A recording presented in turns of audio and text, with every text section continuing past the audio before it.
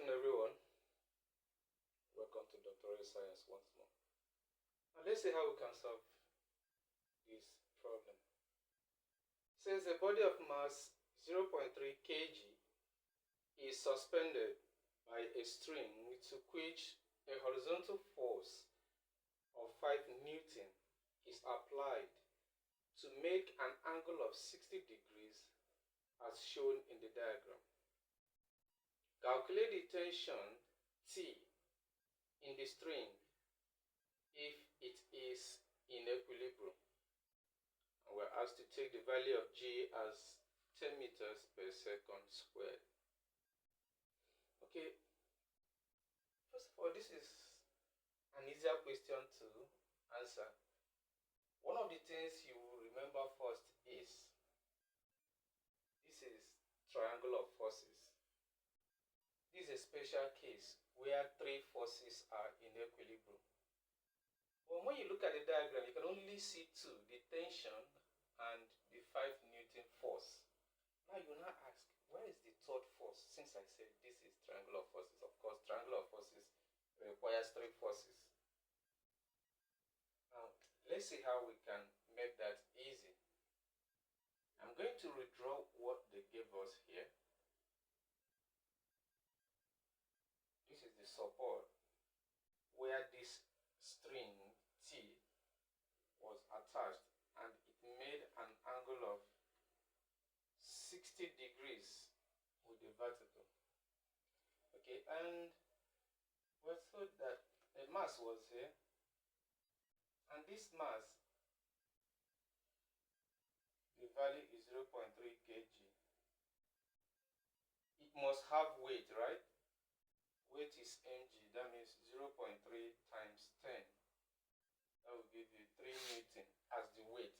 And that weight must pull down because weight is a vertical force. So we expect 3 Newton force here. Now there's a horizontal force acting to the east, 5 Newton. With this, we can easily solve this. The easiest way I always try to introduce this, especially to new learners, is this, okay? Here is T. I will say, you see this sketch here? Complete it a rectangle. If you complete this a rectangle, now let me assume that I cleaned up this. Now I have a rectangle.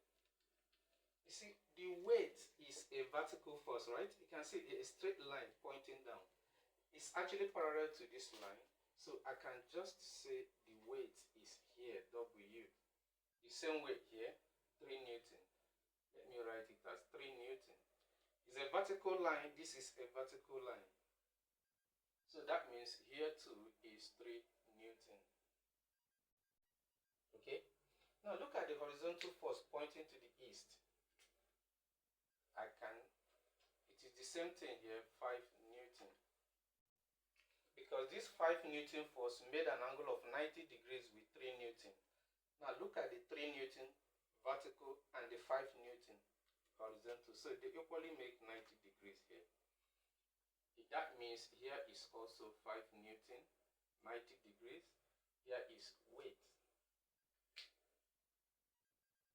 All I did was to redraw this. Like I said, look at this particular one, make it a rectangle. You see this one pointing this way is the same force here, and it is the same particular one here. If you do that, you are good to go. You see, you can use Pythagoras theorem because this is a right angle triangle here, another right angle triangle. The sum of the squares of these two sides should be equal to the square of t. So I can easily say t squared is equal to 3 squared plus 5 squared. That means 9 plus 25, meaning t squared is 34. Therefore, t is square root of 34. That will approximately be 5.8 Newton on the calculator. And you look at the option there, that is option D. It's as simple as that. Of course, from here you can use any of the trig ratios. Another thing you can do, if you find it a bit complex to your imagination, okay, you can do it in a different way. Remember, there is a weight force acting vertically down, and it's at 90 degrees with the 5 Newton. What will I do? I can just sketch this and put my 90 degrees. Why did I draw it this way? 5 Newton is pointing to the east, so I will put my 5 Newton pointing to the east. Weight must point vertically down, so this is a vertical line representing weight vertically down. 5 Newton is at 90 degrees with 3 Newton, so this is two of them here at 90 degrees to each other. Now look at the tension. What is it pointed at? It's kind of northwest, right?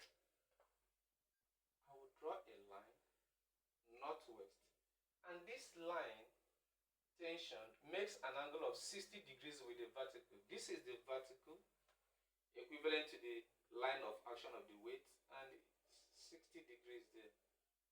The most important thing, this tension makes 60 degrees with a vertical line.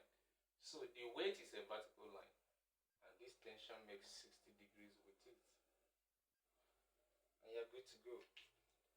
And as well, use the Pythagoras theorem as we've done before, or use any of the trig ratios from here and you get your answer.